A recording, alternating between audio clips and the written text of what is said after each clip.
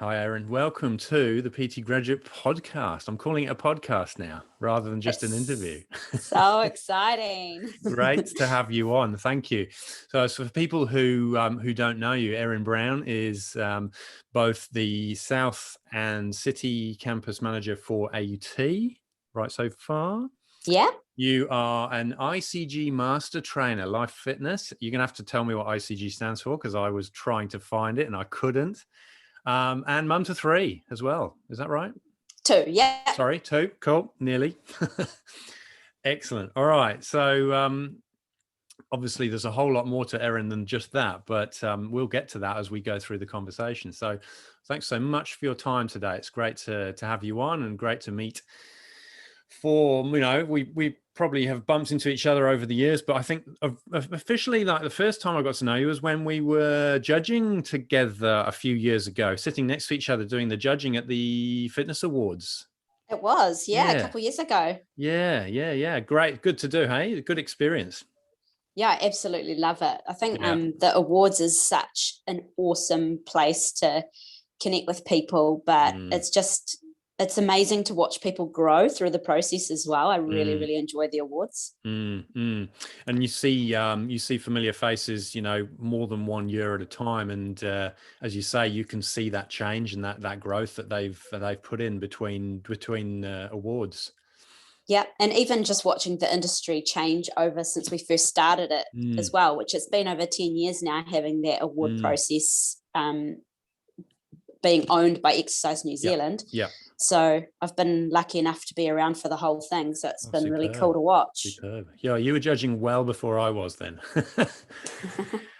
I've only done about 2 or 3 of those, but I've really loved it, really enjoyed the process. And as you say, it's quite inspiring seeing all these people who are, they're at the top of their game and they're so enthusiastic about what they do and just want to be even better, which is why I guess they put themselves through that process, which isn't it's grueling. It's you jump a few hurdles before you get to the live judging, and and then that live judging is quite a nerve-wracking process. And I guess the job of judges is to put people at ease and tell them that we are aware that they'll have nerves and to try not to worry about that too much. But it's not difficult not to. The adrenaline's pumping and you want to be the best you can be. So it's a good thing to do for your business, though. I always recommend to people that they do it if they want that sort of that audit and that experience.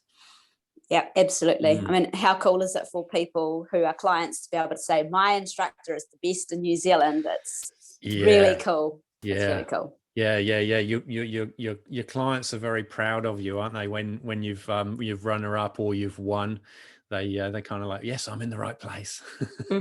Absolutely. So, going back to the ICG that I couldn't find out what it stood for. Obviously, that's to do with the bikes. Is that right? It is. So ICG stands for Indoor Cycling Group. Oh God, it's so easy, isn't it?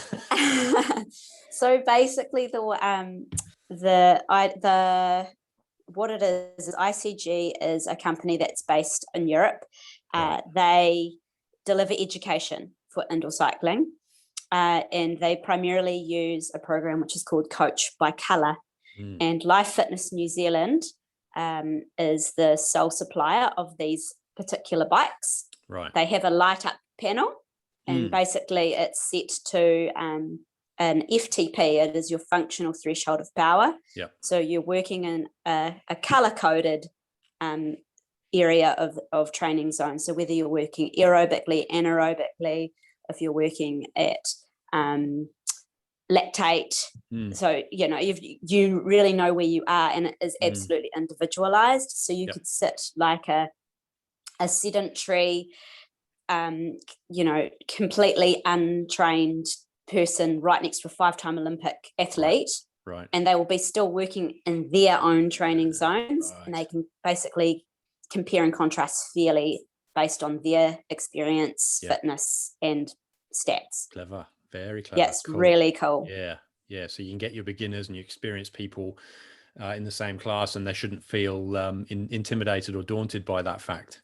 That's right. The whole room is in blue, or the whole room is in yellow, which is very empowering to feel like you're in one team. We're not failing. Yeah. Yeah. Very clever. Nice, clever use of technology. I mean, there's more and more technology coming into the industry all the time in terms of how that works. And I know the F45s and a number of those group exercise places have the old, strap across the chest, and you can look up on the screen and you can see where you're at.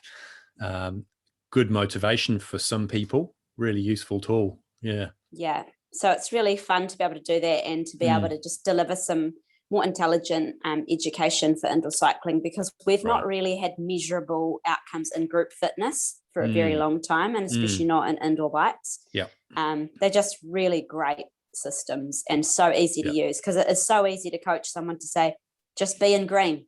Okay. And you just move your dial and you're in green. Yeah. Like, I don't need to know what that means. Yeah. Just I'm in green. Yeah. Really simple and meaningful to the person. Does it give you a whole bunch of stats afterwards once you've finished? Does it kind of go, right, this is how you went? Yeah, it gives you stats at the end, and it records it in its own app over time, so you can see your data for your whole life. Yeah, it's really great. Yeah. Brilliant. So if you did a different class, if you did a class in a different location, it would just add to the same data. Yeah. Absolutely. Awesome. Exciting stuff.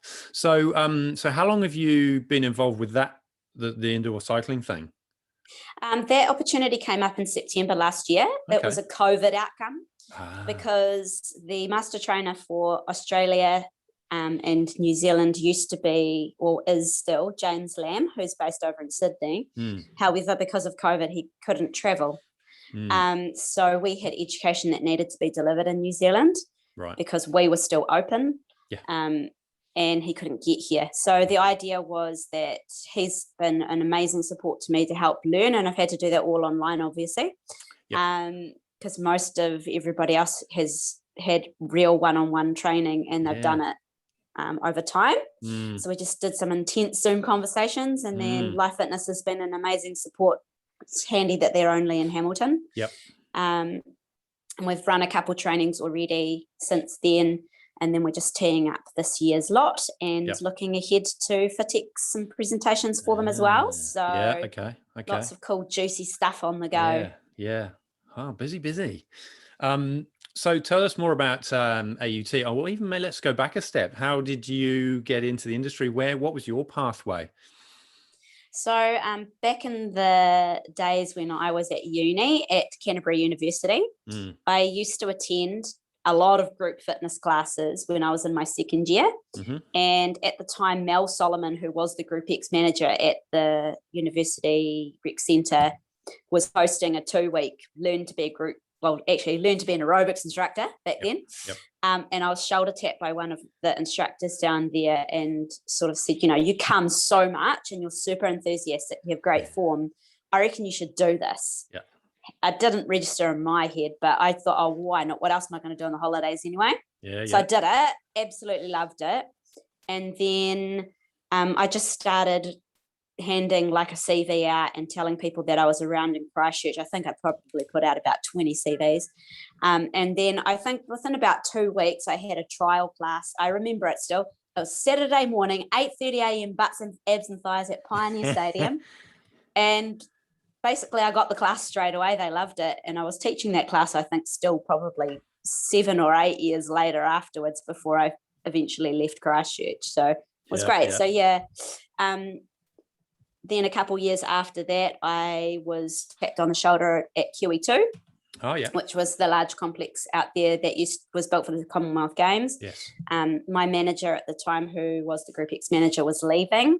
And so there was a full-time opportunity to pick up that role, interviewed for that and got that job, worked there until the earthquakes, and then the facility was destroyed. So then I picked up a role at City Fitness as regional Group X manager, so basically supporting Group X managers across the country from Auckland, Hamilton, Blenheim, Nelson and Christchurch. So that was really great. Did that for about a year and then stopped for a couple of years when I'd had my kids. Moved up to Auckland 5 years ago, and another friend had seen this job at AUT and passed it to me and said, I think that this would be good for you. So I gave them a call and just said, hey, I'm looking at this. Is this something that you think that you'd be interested in meeting me for an interview for? And they were like, yep, come on in. And then, yeah, got that. And I've been here ever since. So it's been really cool. Yeah. Alongside that, all that journey, have been doing a lot of presenting in Group X masterclasses along there. So I think I first did my first presentation in 2007. Yeah. Won the New Zealand Group Exercise Instructor of the Year in 2010. Yeah. And have been a finalist a couple other times for that as well. And now, just supporting as a judge in the stage of my life, which is really nice. Yeah. It's nice to encourage people who are kind of starting out in the industry to reach for those stars and just say, like, you can do this. You don't have to be in this industry for years and years and years to be mentioned as being the best in your game. It's just put your best foot forward and give it a crack, because we can't all enter every year. No, you're right. Yeah, everyone should have a go. Yeah. So is a lot of your time spent with in just the exercise facility on the AUT campuses, or does it cross over into other areas? I am more like a people manager. So I've got a couple supervisors on site who are all full-time, and they manage their rosters and the day-to-day tasks with the frontline staff. Yeah. So I guess it's quite nice. I'm in a position where I get to do a lot of mentoring and coaching to my team, and supporting them to grow in their own skill sets, because they're our future next level leaders. We've got to keep building those people up. Yeah. And that's what I've been spending a lot of time practicing over the last sort of year and a bit, especially after doing the next level mentorship, which kind of got me inspired to be a bit more of a coach. Yeah. And that's, I think that's sort of an area that I'm becoming particularly passionate about. And just before I hit record, we were just talking about your time.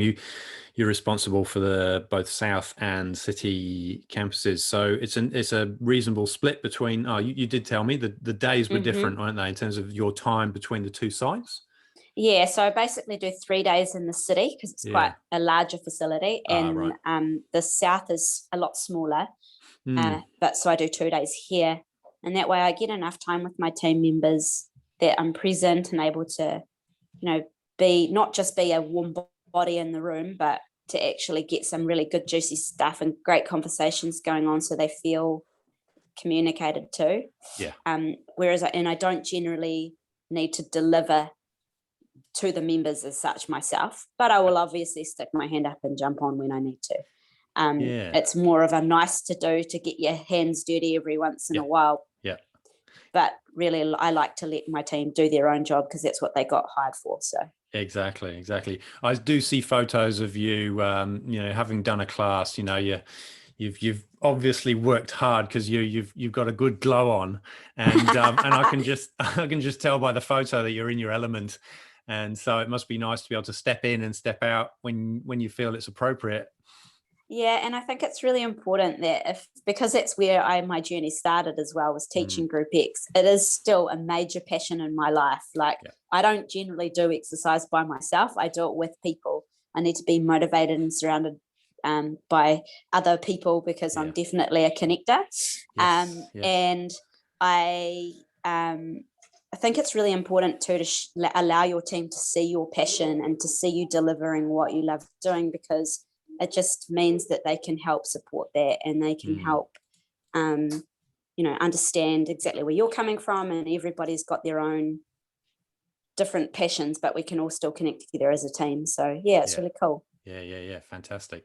You talked about, letting your team do their thing, the job that they're hired for, and their development, that you're responsible, or, you play a big part in their mentoring and their growth. Are there some gems that you can share in terms of sort of those who have been successful over the years, in terms of behaviors, habits, routines that has made them the success that they are, as opposed to some who may not have kind of found those things? I think the secret to having a really good connected team is, one of the biggest things is that you have to figure it out right from the very beginning of hiring phase.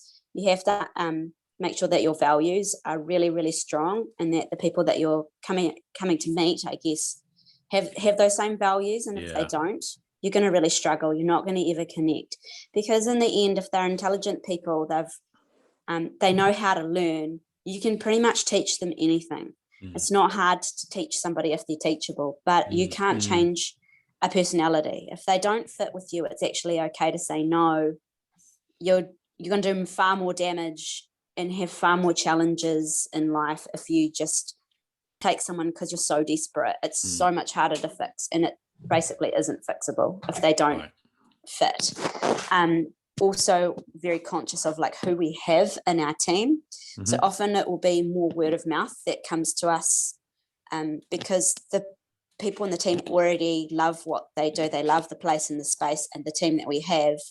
So they're not going to invite people into that space if they don't think they would work well with that group, because they hold it so dear. Sure. That makes sense. So it's a really nice place to be when you're not really struggling for people all the time.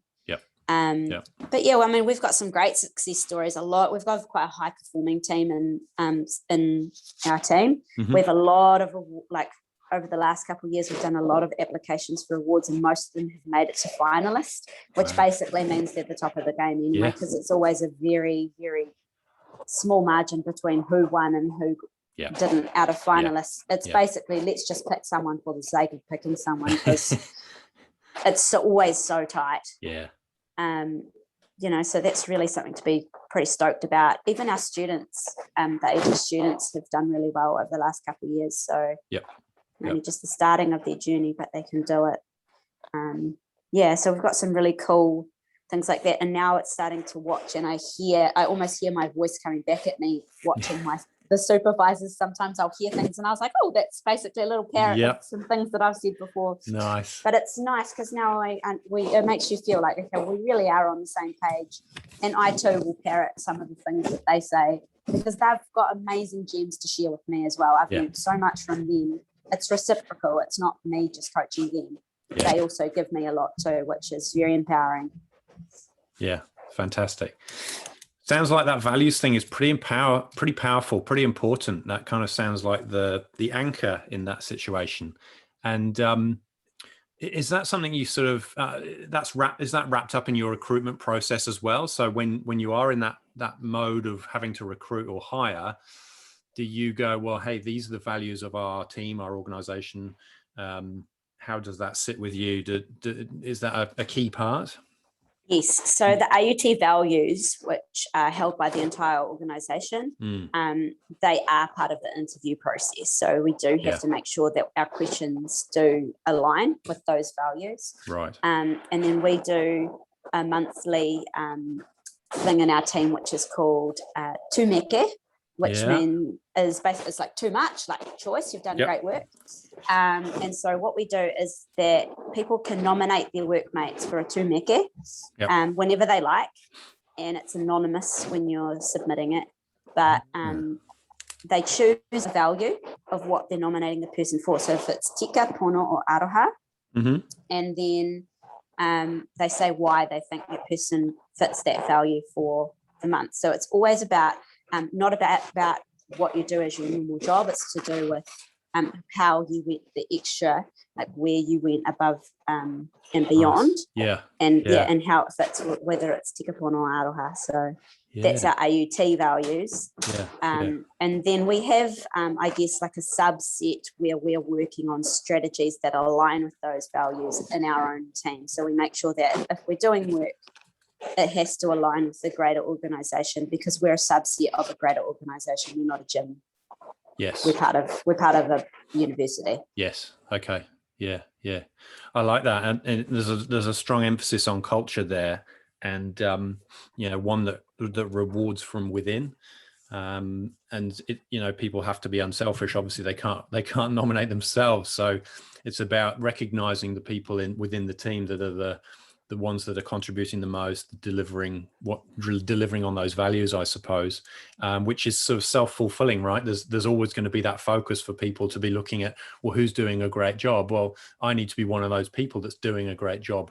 as well as looking for other people. So you're sort of seeking out excellence almost by creating that. It sounds really, really clever and powerful. Yes, it's really nice, and it sort of like really fits in really well too. Like I've been doing a lot of reading about developing good cultures and developing like a team. Like I've been reading a lot of books. Like I've been reading like the Simon Sinek's books as well, and that also all aligns with that as well. But you've got to know your why, because if you don't know your why, then what are you even in business for? Anyone can deliver fitness, and we all have bricks and mortar, and we all have cardio equipment, and we all have dumbbells and stuff. But why do you exist? Why are you there for your clients? And if you can't verbalize that, and your clients or your staff can't verbalize that, then you don't really know what you're doing. Yeah, absolutely. I love it. That's really, really good. I like that book as well. Start with Why. So it's one I ticked off. A client actually recommended it to me, so I hadn't come across it. He said, "Have you come across Simon Sinek?" I was like, "No." He said, "You need to look up his book. It's a goodie." So then there's a follow-on one, which is Find Your Why, and it's an actual strategy book. And depending on what your purpose of finding your why is, it helps you do it, but you need some support with it. You have to have another person help you find your why. Okay. It's a blackboard session. Yeah, good, because you don't always know, right? You do need some help with people sometimes. So just going, so staying with the team thing for a moment, and helping people that may be listening, thinking, well, what are those roles? How could I become one of those team members if that's something on their radar? What are the sorts of roles that people are in that are within your team in the different sites? So we have 3 sites, and obviously we've got to have support in many ways in each of those, especially as we are growing quite a lot at this university. AUT is probably one of the fastest growing universities in Australasia at the moment. It's the second largest university in New Zealand, even though it's the youngest university in New Zealand. So we've got 3 sites, and generally at each staff we have reception staff, and we have qualified fitness instructors. So all of our, because we're members of Exercise New Zealand and registered, all of our staff are qualified. We have Group X instructors, and then I guess they all report to a supervisor. So the fitness instructors will report to a senior gym supervisor on each of the centres. And at the North, we also have like a customer experience administrator who supports their reception staff as well. And then alongside those supervisors, we've got a marketing and promotions coordinator and a bookings coordinator, because we do have very high bookings in the stadium over at the North Shore. And then, so those supervisors will report to myself if they're City or South, or to another person over on the North. And then we report to our team leader, Haman, who looks after all the centres and represents us to the School of Sport and Recreation. Okay, got you. Brilliant. Quite a structure. So where do personal trainers fit into that model at the centres? So personal trainers for us are contractors. So they rent space and they run their own business, and they would report to, I guess, conjointly myself and the fitness instructors supervisor. So because they are their own business. We do have a program that we often run to, which was actually originally created by Wendy Sweet, which was the PT Academy. So it's basically a program where we kind of aim for around about the 6-month mark that someone might work with us, perhaps as a fitness instructor, to get their foot in the door. They're getting some time on the floor, learning how to talk with people, how to connect. But they want a PT, but they don't want to pay rent yet. So because they don't have enough clients, perhaps. So we would do a split where they will get paid like an employee to PT, but the centre will take a portion of the fee instead of them having to pay rent. It means that they don't have any fear, I guess, around not being able to make rent. If they've got clients, they get paid for it and we get paid for it. If they don't in 1 week, then that's also okay. They don't owe anything. Yeah. It's a really nice way to help bring them on, but help them develop. And then we basically do a lot of consulting with them. So they would come and do very regular meetings, and we've got a really good structure around how that is. And as I said, that was all created by Wendy Sweet some years ago. And being such an amazing award-winning educator herself, that's a really valuable tool. Yes. Yeah. It sort of sounds as though it's almost an unofficial apprenticeship. It's giving people time to build, like you said, build those skills. And I think some environments, some of the private organizations are lacking that time where people can develop those skills and really hone them before they jump, boots and all, into being a full-time contractor paying rent. And it allows that that progression rather than you either are a PT or you're not a PT. It's not as black and white. And I think it's because we're a university, we're here to educate people. So this is another way of educating people. Sure. We're not here we don't want to see people fail. We want to see people succeed. Yeah. So at the end of it, there's still no obligation either. They don't have to become a PT. If it turns out it doesn't work out, then it's okay. Yeah. No hard feelings. It's been a good process anyway. I guess there's been some learning regardless of what they end up choosing to do. Exactly. Yeah. Sounds really good. And none of that stuff I knew, so I've learned a whole lot. Thank you. I think you've answered probably my next question anyway, but I'll move on to things that I haven't asked. So often I'll get to the end and go, crikey, my list is only so long, and I'm sure there's things that I probably should have asked that I didn't ask. So I have to ask that. Is there anything? Is there something that you think, well, actually, we could have talked about that as well? Oh, what is the other things that we could have talked about? It's a good question. We sort of didn't really cover the next level stuff. That's another another area that I dabbled in last year, and that was we had a really great time connecting together ourselves. Yes. So that was John, for those who don't know, that was John Polly's Next Level Mentorship, which is a fabulous educational opportunity. I'm not a PT background, I'm a Group X background, and so I know there's not a lot of us who've done his mentorship who come from that background, but I learnt a vast amount from that. Not just like anatomically, physiology, but also it's just some really great ways to connect with people on another level. Meeting some amazing people in the industry that otherwise I might not have met before, because we're very different backgrounds and we're from different parts of the country.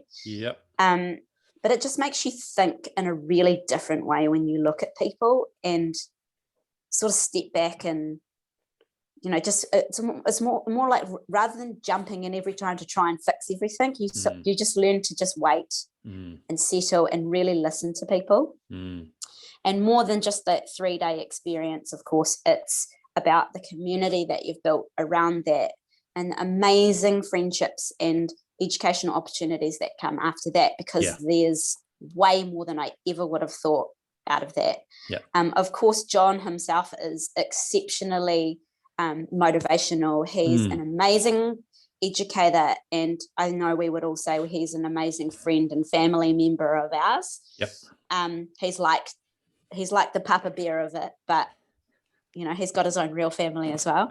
But and he coaches in a really, really nice way that just makes you just often just your jaw will drop and you'll just be like, wow, that was so impactful, and I never thought of that. And it has nothing to do with moving. It's usually got something to do with you and who you are, and your own business development, and just throw some amazing curveball questions at you that you kind of just like, wow, that just smacked me in the face and made me think about something really amazing, and something will change.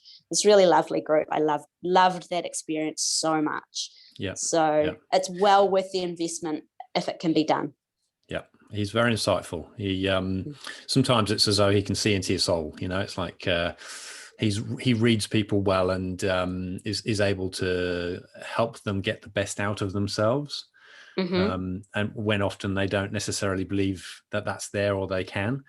it is a good process to go through, for sure. And you learn to see the body through a different lens again, because, and I think that sort of relates to what you were saying about, not rushing in, standing back. You think you've got the solutions to somebody's challenges, but the more lenses that you pick up over the years with education, the more that gives you that opportunity to stand back and keep changing the lenses, like an optician testing your eyes and going, is it this? Is it this? Is it this? Is it this? It's a bit of this and it's a bit of that, and often that means a much better outcome for the client at the end. Exactly. Yeah. And it's just a great way to be able to then, they will speak, volumes about their experience about you. So you're almost not even going to have to try to get more clients. Like, I know a lot of people who have gone through the program now find that they don't struggle for getting clients. They seem to do really well out of it. So that's really nice to hear that an investment really is worthwhile for those people. It might seem scary, but you've got to lift your game, or otherwise you'll find that you're just competing a bit against everyone else who's put no extra level effort. So exactly. Yeah. That's really cool. What else? When the other what else is probably the only other one that I probably think of is skills active assessing. So, so I'm an assessor for skills active for the group exercise, national certificate group exercise freestyle. Yeah. There's not many of us who do that, but I've been doing it for about 10 years now. So basically it's for those who want to get reps registered or qualified to teach group exercise. Okay. It's an online process. It's really quite a lot more simplified than it used to be. So if there's people who are looking to add that string to their bow, because group exercise is quite a valuable thing for people who don't just want to do one-on-one client work, and you can just get a whole bunch of people, and it's quite fun and motivating. If you want that extra qual, especially to music, then I'm one of those people. So there's a couple of us around. Good to know. If there are people out there that sort of go, yes, that's me, how would they best get in touch? Basically they could connect in with me directly if they wanted to, so they can reach out, flick me a connection on Facebook, or that's always an easy way to do it. Or they could just flick me an email. That's not a problem. I can share that. That's easy. So if they want to email me, it's e_m_brown@icloud.com. And alternatively, if they were just looking to get going with the certificate, you just jump onto skillsactive.org.nz and you find the qualification that you want to do, and you can nominate an assessor so that they can help you. So some of those qualifications are actually free at the moment too. So it's really good time to get involved with it, because Skills Active managed to get some extra government funding to do that. So I didn't know that. Really good to know. Yes. Okay, that's really, really good. I'll put that email in the session notes so that people can grab that if they didn't have a pen while they're listening, if they're in the car or something. Awesome. Brilliant. Thank you so much. It's been I feel like we've covered a reasonable amount of ground already in just around half an hour. So I know you're busy. I won't hold you up any longer. I just want to thank you for your time. It's been great catching up, and maybe we can do this again down the track. Absolutely. Thanks so much for having me today, Rich. It's been awesome. No problem. See you soon. Cool. Bye. Bye.